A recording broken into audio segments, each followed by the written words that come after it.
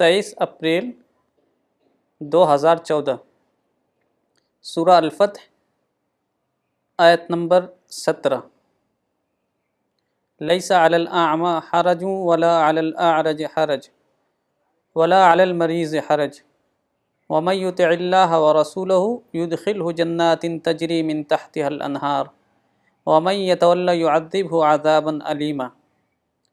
نہ اندھے پر کوئی گناہ ہے اور نہ لنگڑے پر کوئی گناہ ہے اور نہ بیمار پر کوئی گناہ ہے، اور جو شخص اللہ اور اس کے رسول کی اطاعت کرے گا اس کو اللہ ایسے باغوں میں داخل کرے گا جن کے نیچے نہریں بہتی ہوں گی، اور جو شخص روگردانی کرے گا اس کو وہ دردناک عذاب دے گا۔ مولانا اس آیت کی وضاحت فرمائیں۔ بسم اللہ الرحمن الرحیم۔ قرآن کی اس آیت میں 3 ایسے آدمیوں کا ذکر ہے جن کو جنگ میں شرکت سے مستثنیٰ یعنی ایگزمپٹ رکھا گیا ہے۔ اندھا آدمی، لنگڑا آدمی اور مریض۔ تو دیکھیے یہ آیت اس زمانے کی ہے، یعنی 7th سینچری کے فرسٹ کوارٹر کی۔ اس زمانے میں ریگولر آدمی کا تصور نہیں ہوتا تھا۔ اس زمانے میں یہ ہوتا تھا کہ جب کوئی اٹیک ہو، کوئی جنگ کی صورت پیش آئے تو اعلان کیا جاتا تھا، اعلان کے بعد لوگ اپنا نام پیش کرتے تھے، اس طرح سے فوج بنتی تھی اور وہ آگے بڑھتی تھی۔ اب یہ طریقہ ختم ہو چکا ہے۔ اب ریگولر آرمی کا زمانہ ہے، یعنی جو اسٹیٹ ہوتی ہے وہ باقاعدہ بھرتی کرتی ہے، ریکروٹ کرتی ہے، ٹریننگ کرتی ہے، اور ریگولر طور پر ان کو رکھا جاتا ہے۔ ان کا سارا خرچ، ان کا سارا انتظام کرتی ہے۔ تو یہ ریگولر آرمی سے پہلے زمانے کی بات ہے۔ ایک بات تو یہ ہے۔ دوسری بات یہ ہے کہ اسلام کو انسان سے اتنا ہی مطلب نہیں کہ وہ جنگ میں شرکت کرتا ہے نہیں کرتا، یعنی اس سے یہ نہیں نکالنا چاہیے کہ اسلام کو بس اتنا ہی مطلب ہے کہ آدمی جنگ میں شرکت کرے یا نہ کرے۔ وہ تو ایک اضافی چیز ہے۔ اس کے سوا لوگوں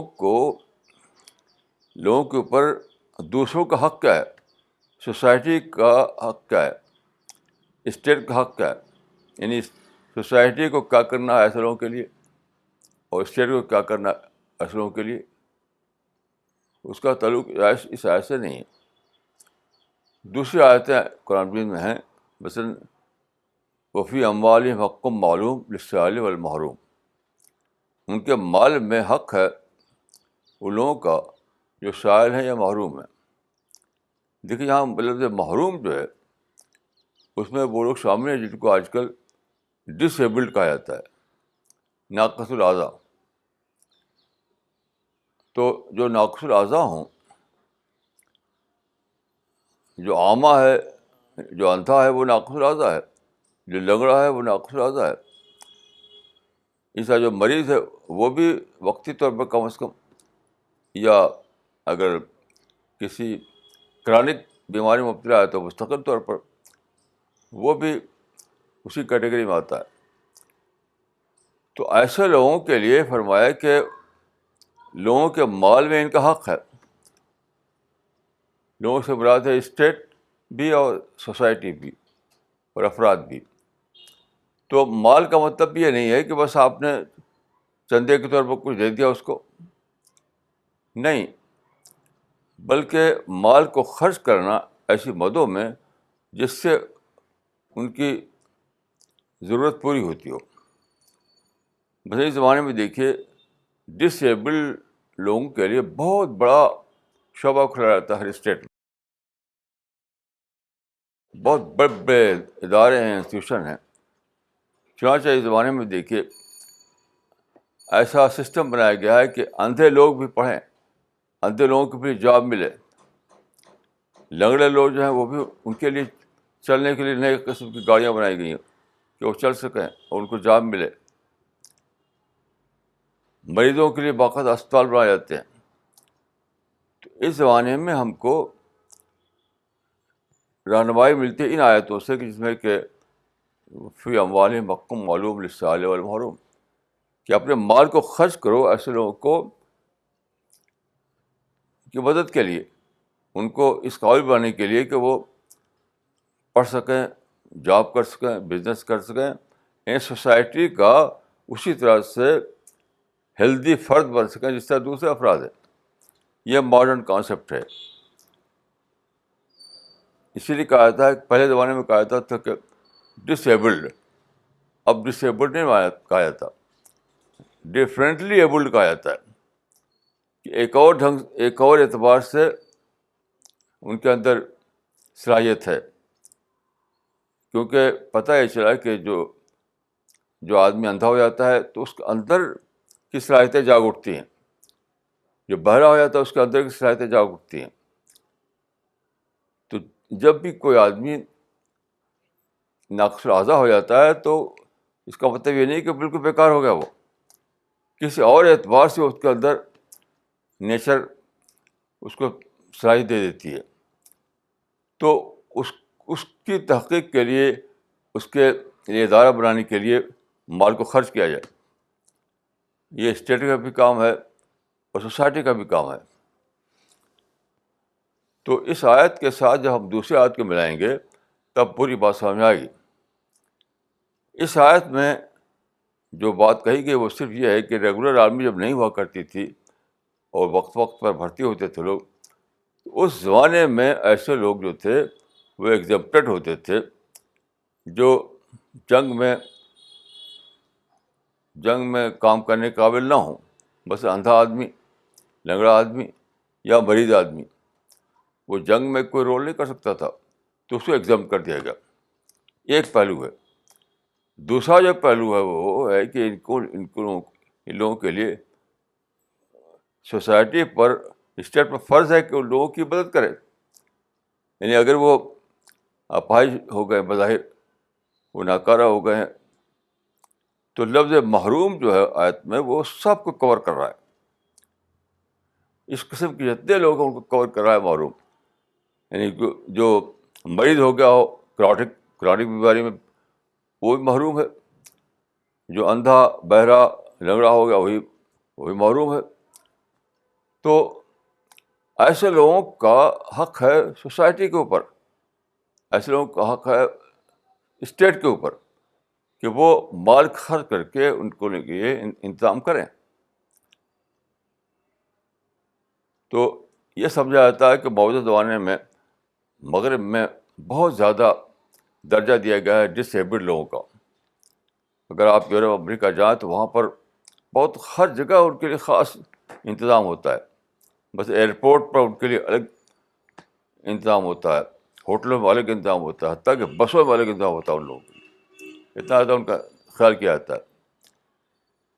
اور انہوں نے ریسرچ کر کے بھی دریافت کیا ہے کہ کوئی ڈس ایبلڈ پورے معنی میں نہیں ہوتا ہے، وہ ڈفرینٹلی ایبلڈ ہوتا ہے.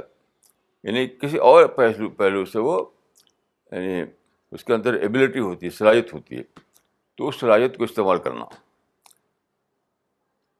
تو قرآن میں جو آیت ہے سورہ الفتح میں، وہ ایک خاص بات کو بتا رہی ہے کہ ایسے لوگوں کو جنگ کی خدمات سے مستثر رکھا جائے گا جو کسی عضویاتی بنا پر اس کے اہل نہ ہوں. مثلاً اندھا ہے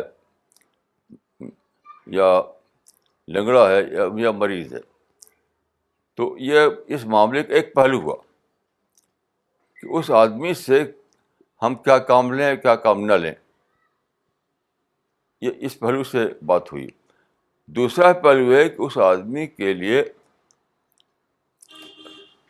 کیا کرنا ہے سوسائٹی کو، اس آدمی کے لیے کیا کرنا ہے اسٹیٹ کو، وہ الگ سبجیکٹ ہے، وہ دوسری آیت میں ہے.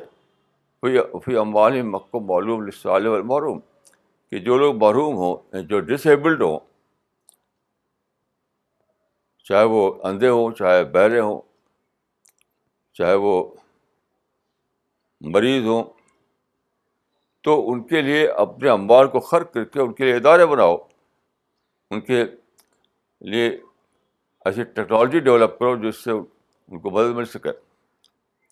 مثلاً یورپ امریکہ میں ایسی گاڑیاں بنائی گئی ہیں جس کو کہ معذور لوگ چلاتے ہیں، ڈس ایبلڈ لوگ چلاتے ہیں اس کو.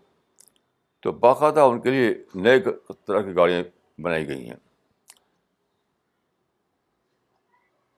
تو میں سمجھتا ہوں کہ صرف اس آیت کو لے کر کے، سورہ فتح کی آیت کو لے کر کے یہ کہنا کہ اسلام کا کنسرن صرف اتنا ہی ہے کہ آدمی جنگ میں شرکت کرتا ہے نہیں کرتا، اس کے سوا اسلام کا کوئی کنسرن نہیں ہے، یہ غلط ہے.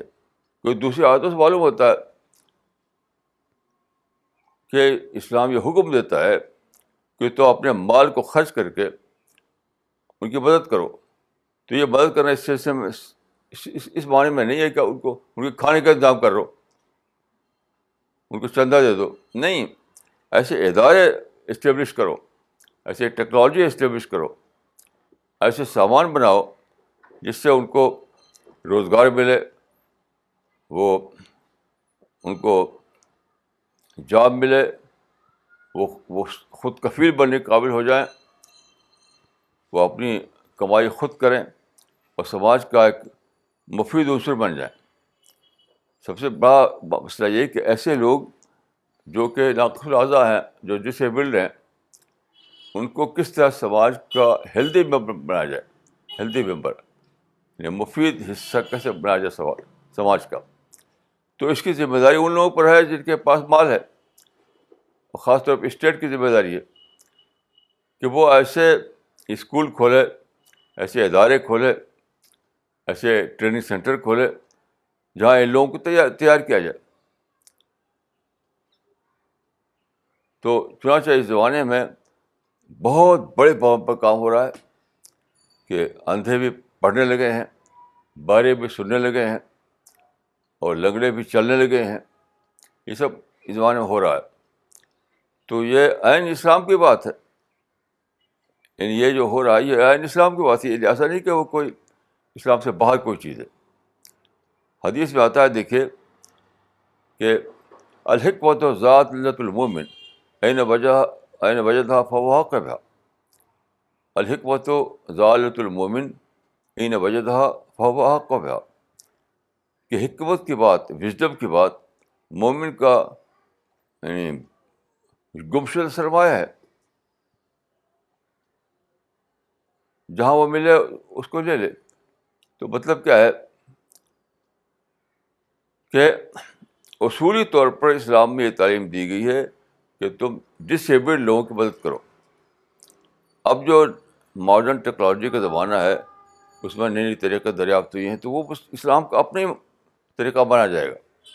ایسا نہیں کہ وہ مغرب کا ہے. وہ اسلام میں اصولی طور پر بتا دیا گیا کہ ڈس ایبلڈ لوگوں کی مدد کرو.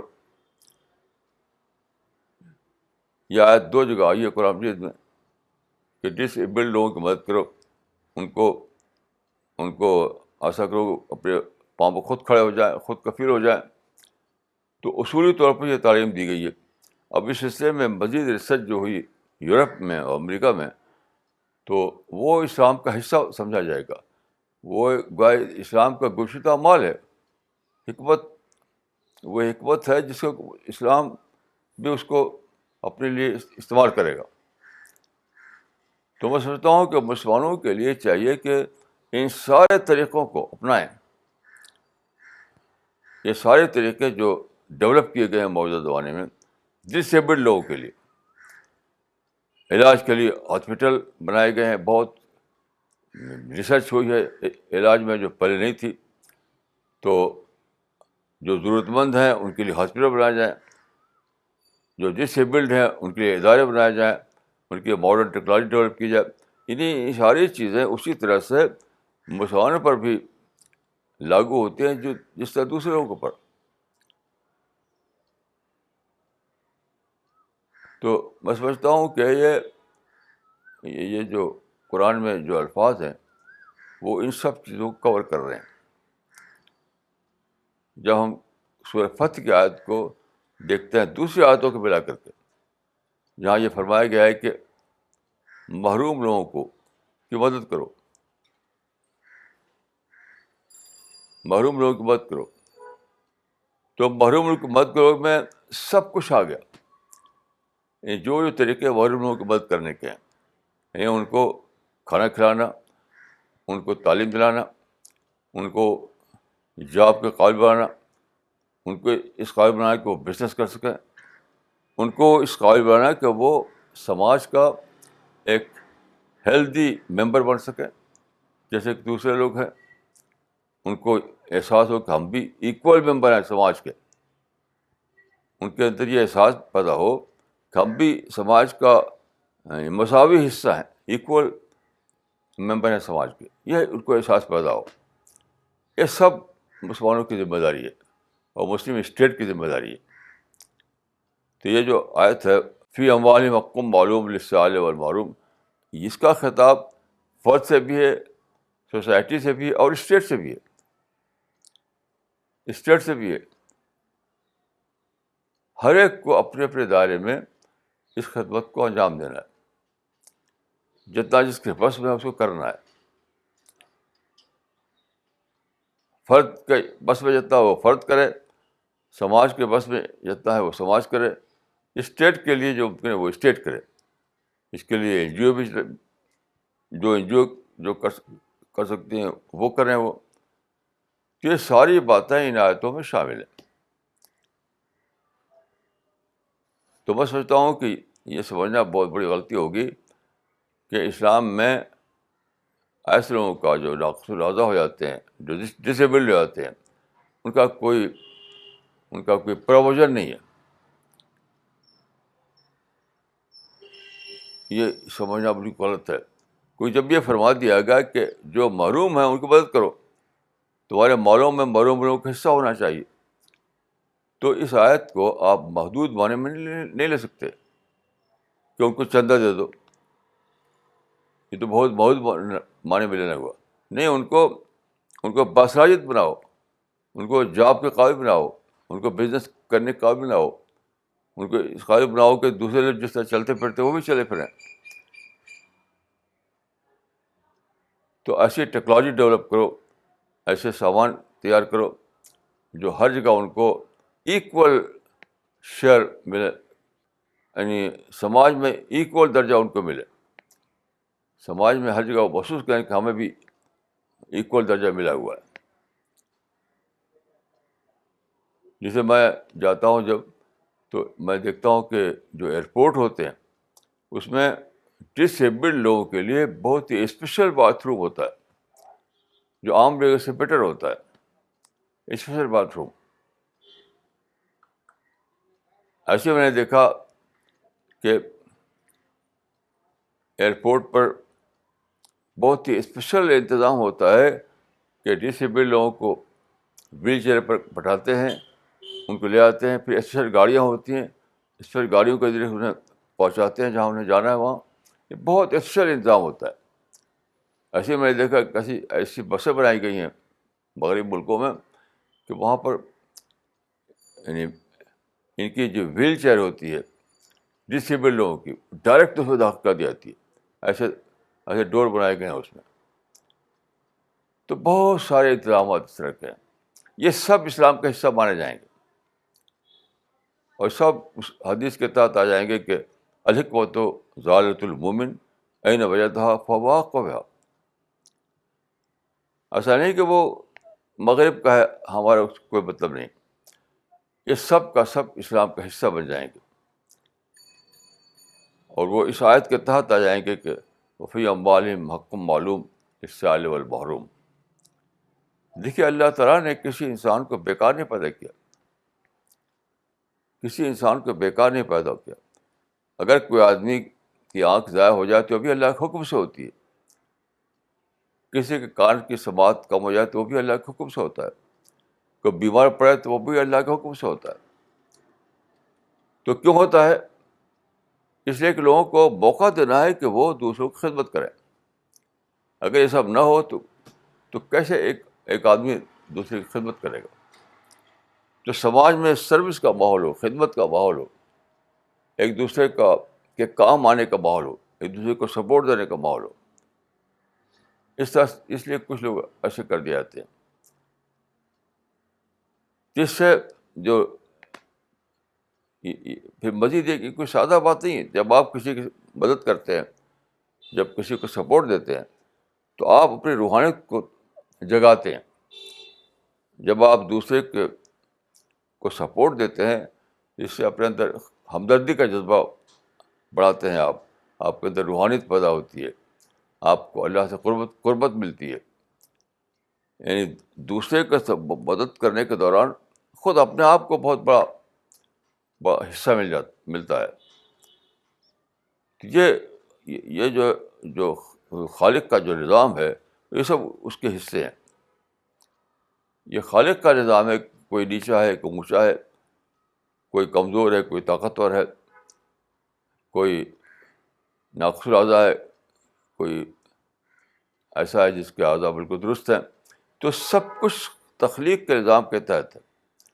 اور اسی لیے ہے کہ سماج میں حرکت کے ویلیو جو ہیں وہ فلرش کریں. سماج میں ہر قسم کا ویلیو, جسٹس کا کو فروغ حاصل ہو, اور ہیلپ ایک دوسرے کریں لوگ, اس کو فروغ حاصل ہو, اور سوشل سروس کو فروغ حاصل ہو, فلینتھریپی کو فروغ حاصل ہو. تو اگر یہ سب حالات نہ ہوں تو کیسے ایسا ہوگا؟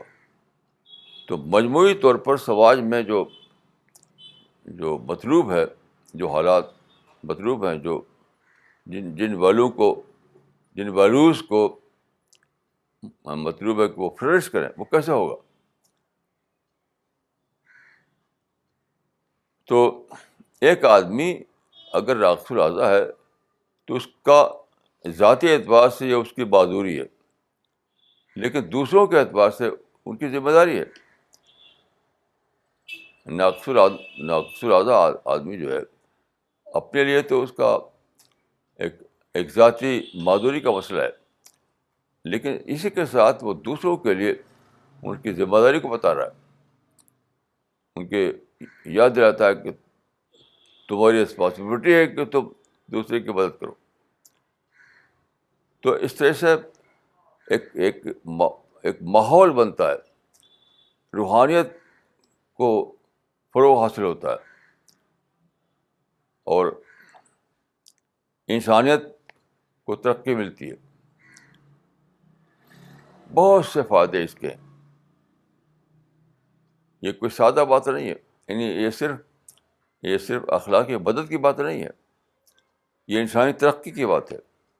یاد رکھیے, یہ سب چیزیں جو ہیں یہ صرف اخلاقی مدد کی بات نہیں ہے, یہ انسانی ترقی کی بات بھی ہے.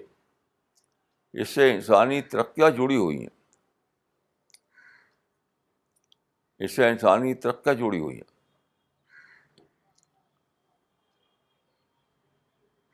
تو میں سوچتا ہوں کہ عنایتوں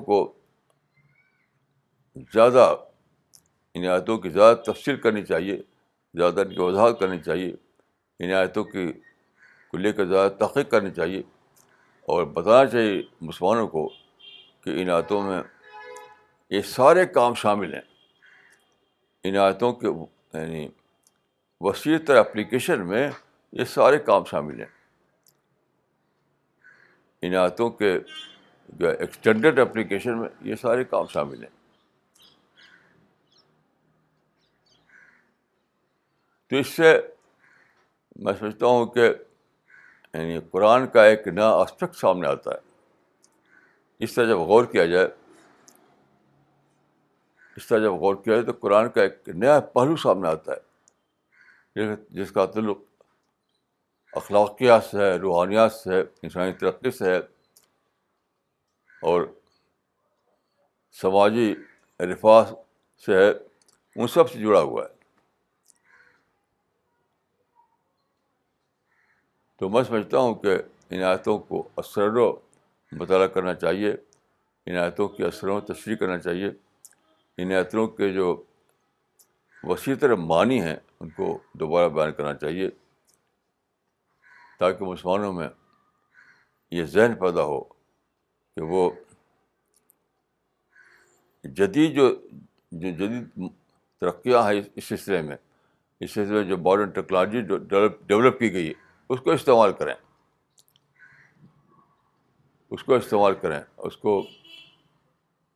اس کے ذریعے سے ایسے لوگوں کی مدد کریں۔ میں سمجھتا ہوں کہ یہ بھی ایک بہت بڑا ثواب کا ایک کام ہے۔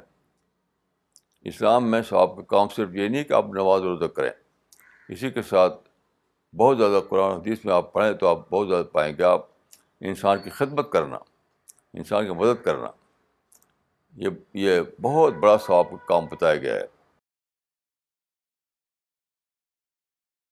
یعنی ایسا نہیں ہے کہ آپ صرف نماز روزہ کر لیجیے اس کے بعد ختم، نہیں، بلکہ آپ جس سماج میں ہیں اس سماج کے لوگوں سے آپ باخبر ہوں اور ان کی حاجتوں کو جانیں، اس کی حاجتوں کو پورا کریں، ان کی حاجتوں کو پورا کریں۔ اس کو قرآن میں مرحمہ کہا گیا ہے، وتواصوا بالمرحمہ۔ مرحمہ کا مطلب یہ ہے کہ لوگوں کے ساتھ رحم دلی کے ساتھ پیش آنا، لوگوں کے معاملے میں جو انسانی حقوق ہیں ان کو ادا کرنا، وہی جن کو آج کل کہا جاتا ہے فلینتھریپی۔ تو فلینتھریپی کی ساری ایکٹیویٹیز مرحمہ کے ساتھ آ جاتی ہیں۔ تو یہ ہے ان آیتوں کا وسیع تر مفہوم، اور میں سمجھتا ہوں کہ یہ باتیں اس قابل ہیں کہ اس کو زیادہ زیادہ بیان کیا جائے، تاکہ مسلمانوں کو پتہ ہو کہ قرآن میں یہ سب باتیں ہی موجود ہیں، اور ان کے اندر شوق پیدا ہو ان کاموں کو انجام دینے کا، اور سماج کے لیے ان کے اوپر جو ذمہ داریاں ہیں وہ ذمہ داریوں کو ادا کرنے کا جذبہ ابھرے ان کے اندر۔ تو یہ چند باتیں تھیں آج کے اس آیت کو لے کر، اور میری دعا ہے کہ اللہ تعالیٰ مشکور آپ کو توفیق دے کہ ہم ان آیتوں کے معانی کو سمجھیں اور اس کے مطابق اپنی زندگی کی تعمیر کریں، اور انسانوں کے بارے میں جو ہمارے اوپر جو حقوق ہیں اس کو ہم ادا کریں۔ یہ بلا شبہ اسلام کا حصہ ہے۔ اسلام صرف ایمان اور نماز اور روزے اور حج کا نام نہیں ہے، بلکہ اسلام انسانی مواصلات کا بھی نام ہے۔ انسانی مواصلات اور مرحمہ اور فلینتھریپی، یہ سب اسلام کا حصہ ہیں۔ جب آپ یہ سب کام کرتے ہیں تو صرف دوسروں کو نہیں دیتے، خود بھی پاتے ہیں۔ جب آپ دوسروں کو دیتے ہیں تو اس عمل کے دوران آپ کو بھی بہت زبردست فائدہ ملتا ہے۔ آپ کے اندر ذہنی ارتقاء ہوتا ہے، آپ کے اندر روحانی ارتقاء ہوتا ہے، آپ کے اندر انسانی ہمدردی بڑھتی ہے، آپ کی ربانیت میں اضافہ ہوتا ہے، آپ اللہ سے تعلق میں اضافہ ہوتا ہے۔ تعلق باللہ الگ الگ جا کر نہیں ہوتا ہے، انسانوں کے درمیانی تعلق باللہ کو فروغ حاصل ہوتا ہے۔ تو یہ دو طرفہ معاملہ ہے، بائی لیٹرل، یعنی آپ دیتے بھی ہیں اور پاتے بھی ہیں۔ آپ دوسروں کو دیتے بھی ہیں اور دوسروں سے آپ کو ملتا بھی ہے۔ یہ دو طرفہ معاملہ ہے جو کہتے ہیں بائی لیٹرل۔ تو میں سوچتا ہوں کہ اس پہلو سے بہت زیادہ سوچنے کی بات ہے، اور ان آیتوں کو لوگوں کو بتانے کی بات ہے۔ اللہ تعالیٰ میری آپ کی مدد فرمائے۔ السلام علیکم ورحمۃ اللہ۔